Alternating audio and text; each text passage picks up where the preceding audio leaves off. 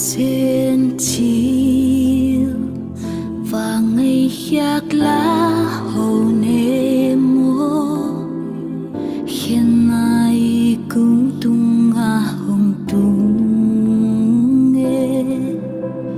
lung liap lâu mà chẳng xoan din hàn chạm sông hay khom lâu ít na tuang lâm dưới khom hát kê y khen dòng in sinh ta mel mạc tăng cây ni sum băng tua na ôm lê sắc mel nuôi hiao in tông đầm nêm kỳ sang về ni mô ngày ô xian xiam lâu ngày ngâu hi hằng xian xiam lâu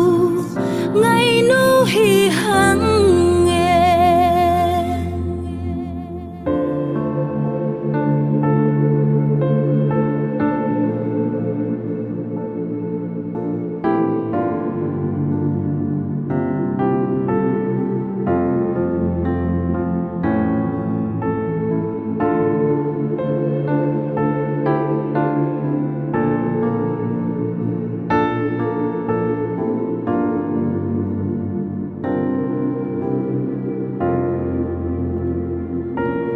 lung lộp lâu khiến na cô ni xóa bằng tiếng su tiến ca ghel sông nghi sẽ xa dưới điên toàn lắm hin cha mô ngày lem nôn ta cây na quy khao bằng gió tim y khen dòng in sinh ta mel mạc tăng cây ni sum băng tua na ôm lê sắc mel nuôi hiao in tông đầm nêm kỳ sang về ni mô ngày ô xian xiam lâu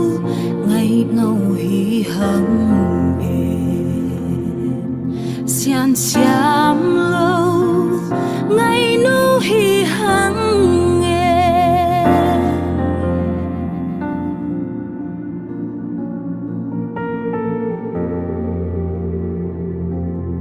kum sốt ca ít su là ca duy ngày ô xian hoài tang băng y đam lệ ô liam sa nun lui lệ tông cham giặt tâm ngil in nun tha ka pa lun din han cham ni ngày ô y khen dòng in sinh ta mel mạc tăng cây ni sum băng tua na ôm lê sắc mel nuôi hiao in tông đầm nêm kỳ sang về ni mô ngày ô xian xiam lâu ngày nâu hi hằng